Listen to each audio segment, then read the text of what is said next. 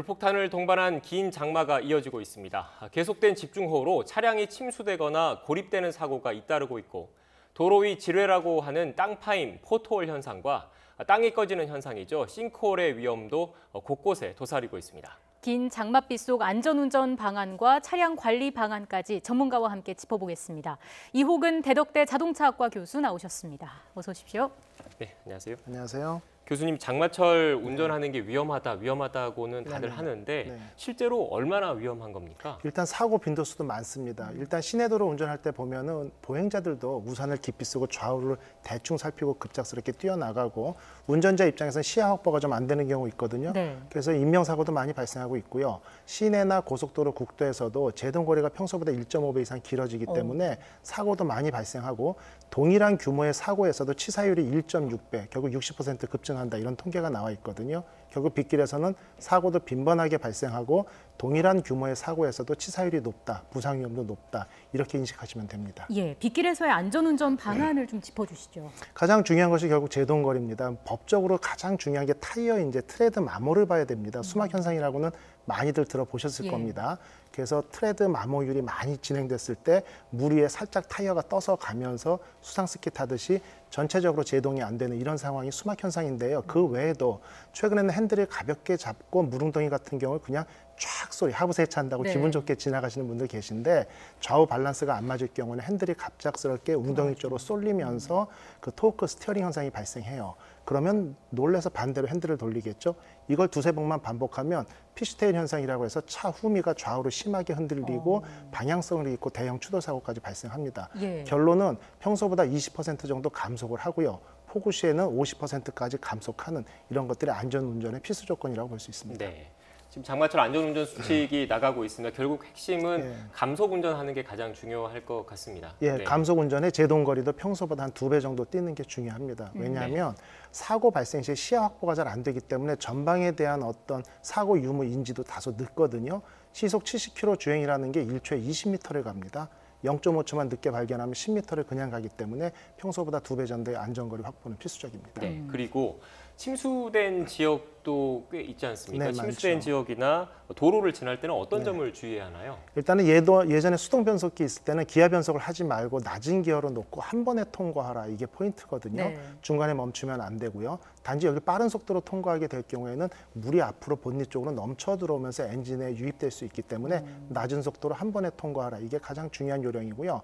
통과 직후에는 브레이크 패드가 젖어 있을 수 있습니다. 예. 우리가 세차장에서 세차하고 나와서 브레이크 밟으면 갑자기 밀리는 경우가 똑같거든요. 그래서 앞뒤 차량의 안전을 확인한 다음에 브레이크를 일부러 두세 번 밟아줘서 말리는 요령이 필요하고요. 타이어가 3분의 1 미만으로 잠길 정도의 도로만 통과해야 된다는 안전 요령이 아주 중요한 사항입니다. 지금 수동 변속기 말씀하셨는데 네. 지금 그 거의 대부분의 운전자들은 예. 오토라고 하죠. 그렇죠. 자동 예. 변속기를 그 장착된 차량을 네네. 타고 다니는데 그것 같은 경우에는 그냥 그 드라이브 모드에 놓고 운전하면 그렇죠. 되는 거죠. 드라이브 모드에 놓고 명확히 하려면 드라이브 모드에서도 좌우를 밀면 플러스 마이너스가 있습니다. 수동으로 하는 모드가 있는데 그걸 사용하셔도 좋고요. 네. 그렇지 않을 경우에 뒤에다 놓고 속도를 급작스럽게 올리지만 않고 일정 속도로만 가속 페달을 밟아주시면 기아 변속을 더 이상 안 하면서 가기 때문에 큰 문제가 없다고 볼 수 있습니다. 예, 차가 운행 중일 때 도로에 갑자기 물이 네. 차거나 이렇게 고립되는 경우도 있잖아요. 네네. 이럴 때는 어떻게 대처를 해야 하나요? 일단은 시동을 먼저 꺼야겠죠. 물이 들어와서 시동이 꺼지지 않았는데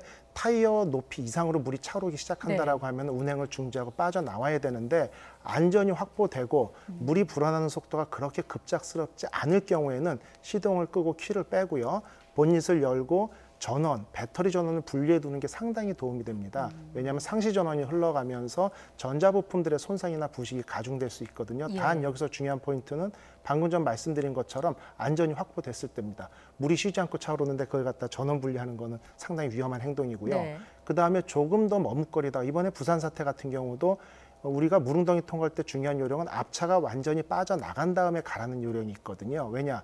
대형 트럭이나 버스나는 차고가 높기 때문에 웬만큼 웅덩이도 그냥 지나갑니다. 그걸 따라가다 보면 그 차가 정차했을 때 바로 물이 좌우로 갈라졌던 것들이 모이면서 오히려 침수 피해가 심해질 수 있거든요. 근데 부산 사태도 앞에 차량이 정차하고 뒤에 쭉 밀려 있다가 10분 만에 창문 높이까지 물이 차올랐다는 증언들이 나왔죠. 이렇게 물이 차오르기 시작하면은 안팎의 압력 차이 때문에 문을 도저히 열 수가 없습니다. 그렇죠. 그래서 시동이 꺼지더라도 잠시 전원은 들어와 있거든요. 그때 창문을 내려놓는다든지 썬루프를 열어놓으면 긴급한 상황에서 탈출이 가능하거든요.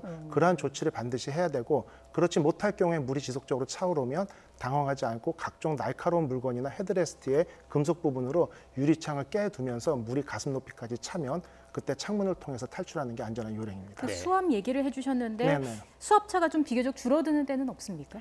수압차가 줄어들려면 안에도 물이 차야 됩니다. 아하. 밖에 절반 높이 이상까지 물이 찼을 경우는 문을 열 수 없는데요. 예. 운전자가 앉아있을 때 가슴 높이 정도까지 물이 실내에 차면은 안팎에 수압차가 거의 없기 때문에 문을 열 수 있거든요. 그 전에 문을 열려고 하면 지치기만 하고 힘만 빠지고 오히려 우리가 액션 영화 보면은 강에 빠진 차량에서 심호흡을 하면서 강에 가라앉을 때까지 좀 기다리는 모습 있죠. 네. 그것처럼 침착하게 물이 차올 때까지 기다리는 것이 오히려 안전합니다. 네.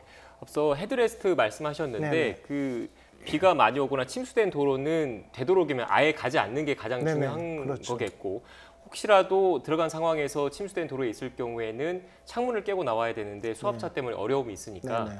그 운전석 보면 운전석 의자 뒤에 보면 목바지가 네, 있잖아요. 맞습니다. 목바지를 양 옆에를 누르면 이게 빠지니까 네네. 이 날카로운 쇠 같은 부분으로 창문의 모서리 부분, 가운데 그렇죠. 부분 말고 모서리 부분을 예. 깨면 그게 더 깨지면서 맞습니다. 압력이 낮아지고 문을 열 수 있다 이런 그렇죠. 말씀이신 거죠? 예. 그리고 차량 시동이 꺼지면 당황하지 말고 직전에 시동이 꺼졌더라도 키를 온을 한 다음에요. 파워 윈도우를 눌러보면 잠시는 전원이 살아있어서 창문이 내려갑니다. 그렇게만 하면 훨씬 수고를 덜 수 있고 제일 좋은 건 썬루프가 있는 차량은 썬루프를 열어놓으면 가장 안전한 방법이 될 수 있습니다. 네, 비상 행동 요령은 미리 숙지해 두는 게 좋을 것 같습니다. 네. 그리고 그 앞서 잠깐 말씀드렸는데 땅꺼짐, 그러니까 네네. 싱크홀이라고도 하는데 땅꺼짐 현상이 많이 발생하고 있거든요. 예, 예. 이런 지역을 지나게 됐을 네네. 경우에는 어떤 점을 주의해야 할까요? 실제 그 땅꺼짐 현상 같은 경우는 규모도 상당히 크고요. 예측을 할 수가 없습니다. 도저히 조금씩 빠져나가는 게 아니라 밑에서 흙 덩어리가 한참 빠져나간 후에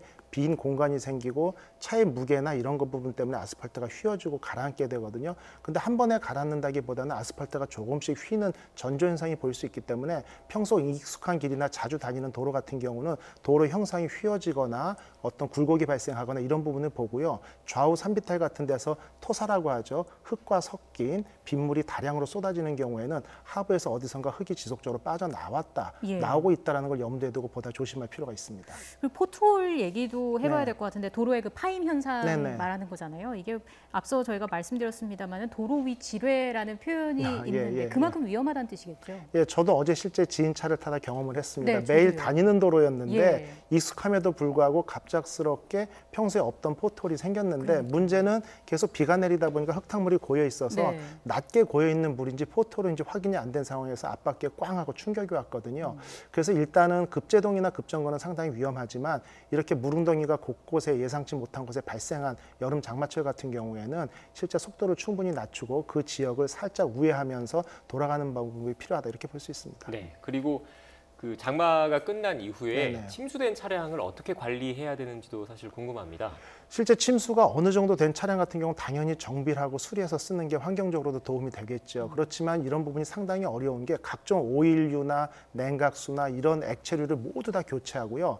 전선 같은 경우도 실제 부식이 발생했을 수 있기 때문에 모든 전선을 다 빼고 교체를 하든지 네. 아니면 다 그 커넥터 부분을 청소를 해가지고 말린 다음에 기름을 발라서 다시 장착을 해야 되거든요. 그다음에 실내 같은 경우도 곰팡이나 어떤 악취가 발생할 수 있으니까 시트 같은 경우도 물론 전체적인 청소가 필요한 상황이고요. 만약 절반 이상 물에 잠겨서 이러한 것들이 오히려 비용이 너무 많이 든다. 이럴 경우에는 자차 보험을 들었을 경우에는 보험 처리를 하면서 완전히 완차 처리하는 것이 오히려 옳은 방법이다 볼 수 있습니다. 예, 요즘에 뭐 전기차나 하이브리드 차량 이용하는 분들도 많으신데 네네. 관리 방법이 좀 다른가요?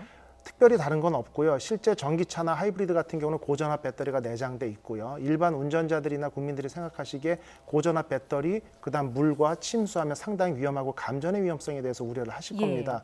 하지만 그 배터리 팩이나 각종 이런 고전압 배터리들은 일단 자체적으로 방수 처리가 충분히 되어 있고요. 물론 여기서 말씀드린 것은 설계 스펙이고요. 어떤 사고나 충돌 발생으로 인해 그것들이 노출될 경우는 다른 결과를 유출할 수도 있겠죠. 네. 그렇지만 전선이 어떻게 벗겨지거나 해서 고전압이 외부로 누출돼 가지고 쇼트라고 하거든요. 이런 게 발생했을 때는 차단기가 내려가서 완전 셧다운이 되는데 그 속도가 가정용 변압기보다 훨씬 빠릅니다.